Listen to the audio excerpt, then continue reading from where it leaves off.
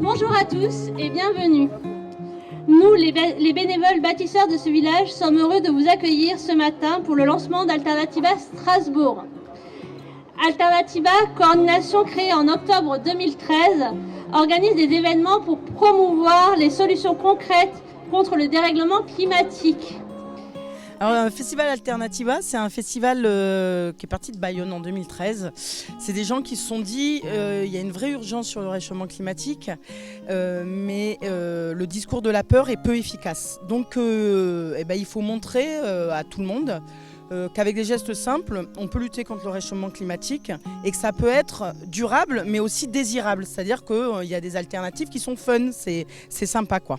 Mais ce qui est important, c'est que c'est pas seulement dans l'éco-geste, chacun à sa mesure, donc il y a ça, mais il y a aussi, on va faire un festival qui va ramener des milliers de personnes et on va le lancer en France pour qu'il y en ait partout en France, pour aussi montrer aux politiques que les citoyens sont là concernés et pour peser un peu, et notamment sur ce qui va se passer à Paris en fin d'année, donc le sommet climat, en disant on veut des engagements forts parce que nous on est prêts quoi. Et puis si vous n'avez pas d'idées, nous on en a plein. Au niveau de Strasbourg, il y a plus de 130 exposants qui se sont réunis sur 2 jours, samedi et dimanche, le 27 et 28 juin. Et ne serait-ce que sur la journée de samedi, on a recueilli plus de 7000 visiteurs. Donc du coup, avec les concerts, les débats, les animations, les conférences et beaucoup d'ateliers. Beaucoup de choses en fait, plus de 100 bénévoles qui s'activent dans ce festival, en sachant qu'on était 5 en janvier, donc on est très très contents.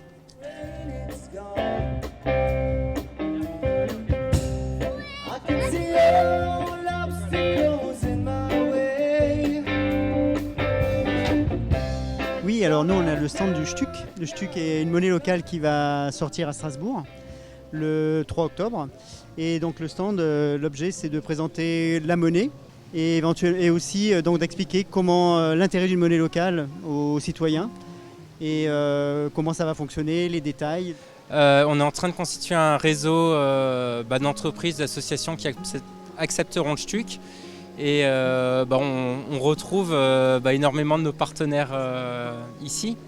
Donc c'était vraiment logique d'être Alternativa. Alors ici, en fait, vous avez le stand Espace Info Énergie. C'est un stand qui propose aux particuliers des conseils gratuits et neutres sur la rénovation et la construction neuve. Alors, on sent qu'il y a beaucoup de public convaincu. On sent que c'est quand même un public qui est déjà engagé dans une démarche écologique ou avec des gestes respectueux de l'environnement. Mais il y a aussi des gens curieux qui sont là pour découvrir ce qui se passe ici aujourd'hui et qui sont intéressés aussi par la démarche. Alors ce stand s'appelle donc Mon assiette change la planète et en fait c'est un jeu qui a été créé par une dame dans l'idée de sensibiliser à notre alimentation, d'où proviennent les produits qu'on achète, de quoi ils sont composés, etc. L'idée c'est qu'il y a une petite règle du jeu à lire qui explique un petit peu pourquoi des produits sont mieux que d'autres en termes de changement climatique, pesticides, etc. Et après les personnes vont aller choisir, faire un petit panier fictif et choisir les produits et s'ils ont bon, ils choisissent un cadeau.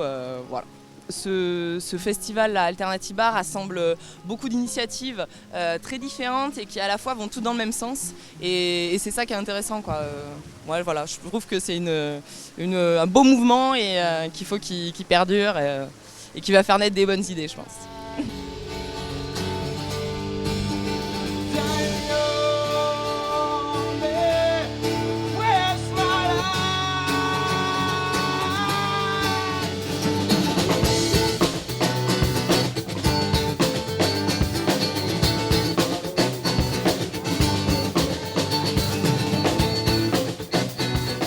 Alors c'est le stand de Stop Fessenheim, donc nous on lutte pour la fermeture de la centrale nucléaire de Fessenheim.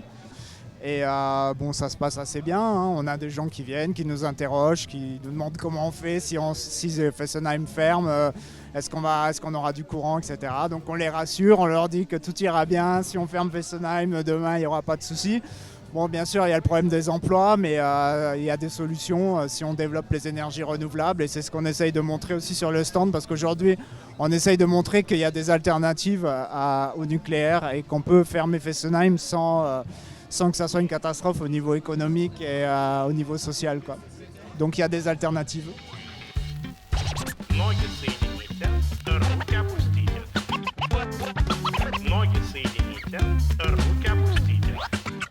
Voilà, donc vous êtes ici sur le stand de Greenpeace. Donc le but de ce stand, c'est de présenter nos différentes campagnes, donc qui s'articulent autour de énergie, climat, nucléaire, OGM, donc déforestation, océan. Donc ici, on présente principalement la thématique qui est liée au réchauffement climatique. Alors avec le public, ça se passe bien, les gens viennent. La plupart des gens qui viennent nous voir, en fait, connaissent déjà l'association. Ils ont déjà entendu parler ou ils sont déjà adhérents et ils viennent soit pour prendre un complément d'information, soit vraiment pour découvrir ce qu'on fait. Donc qu'est-ce que vous faites comme action, quand est-ce que vous grimpez sur une tour de centrale nucléaire ou que vous attaquez un bateau de pêche, enfin voilà, c'est le genre de questions. Donc on expose du coup notre démarche qui est avant tout scientifique et méthodologique. Les actions que vous voyez à la télé, c'est en dernier recours. Avant ça, il y a un travail d'enquête, il y a un travail de lobbying qui se fait en coulisses. Et quand Greenpeace n'arrive pas à obtenir ce qu'il demande via la voie, on va dire, politique, via la voie argumentaire, via des arguments, on va dire, qui font sens, et bien à ce moment-là, on passe à la manière non pas violente, puisque Greenpeace est une organisation pacifiste, mais on va dire qu'on utilise le volet plutôt communication et action, on va dire, spectaculaire.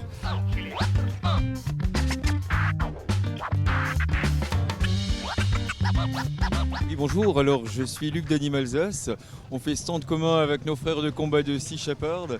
On essaye d'avoir une démarche et éthique et environnementale de la condition animale.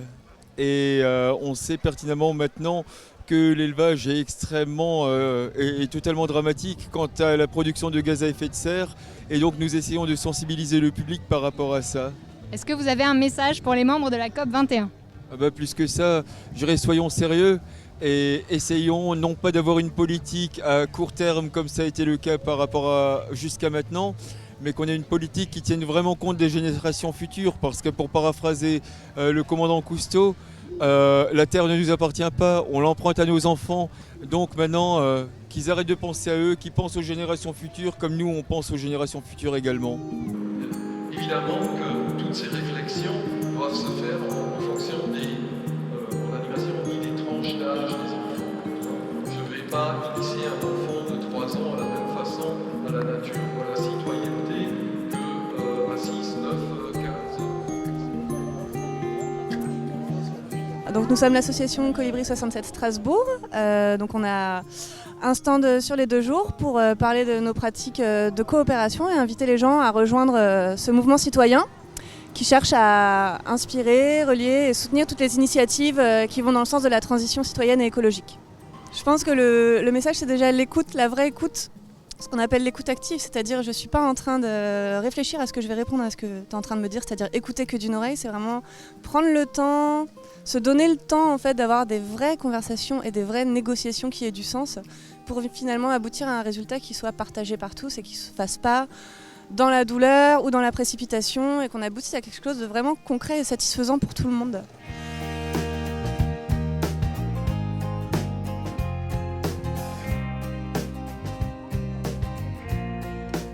Alors notre stand, c'est le stand de résistance à l'agression publicitaire, qui est une association de loi 1901 qui existe depuis plus de 20 ans et qui a comme objet de lutter contre les effets néfastes de la publicité sur la société et l'environnement. On reçoit entre 500 et 3000 messages publicitaires par jour. La publicité, ça représente, c'est le 2e plus gros budget de dépenses au monde. Pour dire à des gens donc, de consommer encore plus. Et dans une société où il faudrait consommer moins et mieux. Alors, nous, en fait, on fait un peu le tour de tous les festivals comme ça pour créer des groupes locaux. Parce qu'il faut des groupes locaux, des gens qui luttent contre la publicité, en fait, parce qu'elle est par définition expansionniste. Elle cherche toujours à trouver de nouveaux espaces pour matraquer encore plus de messages pour consommer encore plus. Et donc du coup là on a bien une trentaine de personnes déjà motivées pour faire un groupe local à Strasbourg. Donc merci à Alternatiba pour ça.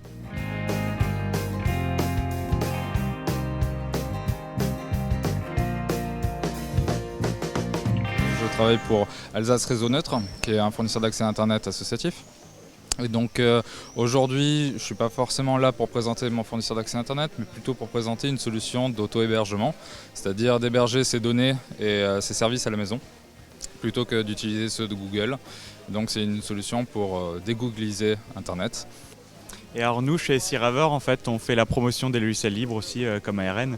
Et nous, on fait des formations pour les utilisateurs à la protection de la vie privée. Je pense que notre présence aussi sur Alternatiba est en profond lien avec le monde duquel on vient, c'est-à-dire le monde du logiciel libre, qui promeut le partage des ressources, le partage des connaissances et l'ouverture de l'informatique en fait à tout le monde.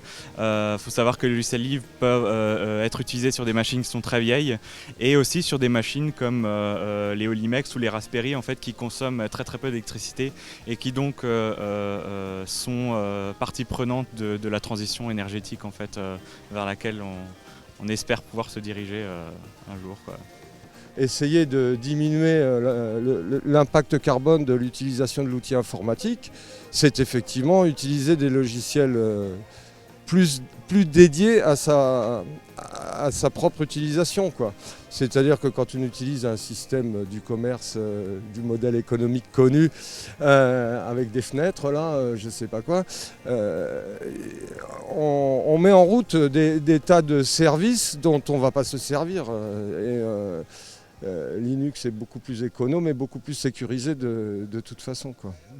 J'étais il y a quelque temps à une conférence où il y avait une projection d'un film canadien sur le tri et le recyclage, et c'était assez pessimiste la conclusion en disant mais comment faire, on se heurte à des gros problèmes.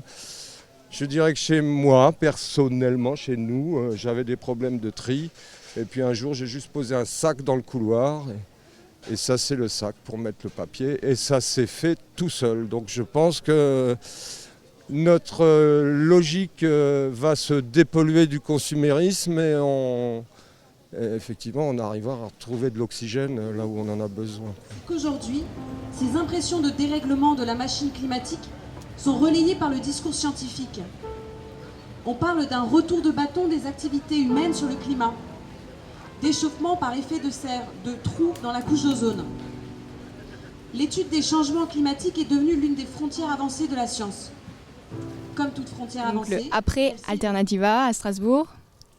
Alors déjà là on se dit on va souffler, hein, ça va faire un vide dans nos vies, mais l'idée c'est qu'on est en train de réfléchir déjà à des collectifs. Il y a un collectif local qui s'appelle la Coalition, qui répond au collectif national de mobilisation pendant la COP.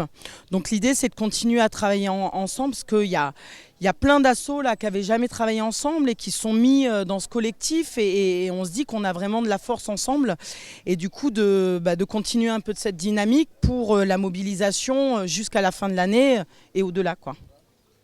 Donc pour répondre concrètement, la prochaine mobilisation c'est les 26 et 27 septembre grâce à la coalition Climat 21-1. Et est-ce que vous avez un message pour les membres de la COP 21 ?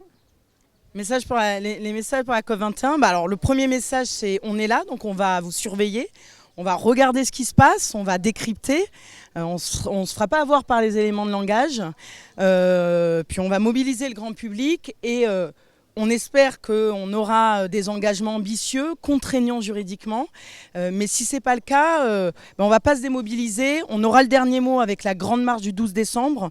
On sera tous là pour dire nous on continue, et on espère qu'ils seront à la hauteur, quoi. Il y a un texte qui a été lu pour clore le village de Bayonne, qui a été le premier à lancer le mouvement. Et donc on a décidé, nous, d'ouvrir notre Alternatiba avec ce même texte, comme un passage de relais. Oui, il y a 1000 alternatives possibles, 1000 alternatives pour une autre prospérité. Des millions de graines pour résoudre cette équation à 7 milliards d'inconnus. 7 milliards de frères et sœurs pour multiplier les intelligences. Oui, il nous faut redevenir humbles. Le mot humble, de humilité, humour, humus, c'est 25 cm de sol sous nos pieds où s'enracine la vie. Oui, le pouvoir des sans-pouvoirs est un pouvoir efficace. C'est le pouvoir des cœurs et de la volonté de la majorité des peuples du monde. Alors, pour toutes les marges du sel que nous avons à inventer ensemble, pour les semences que l'on échange en cette merveilleuse journée Alternativa, des semences fécondes que Monsanto ne pourra jamais interdire. Nous croyons à la loi des petits pas, cette autre loi du marché, le verbe marcher. Nous déclarons le village des alternatives ouvert.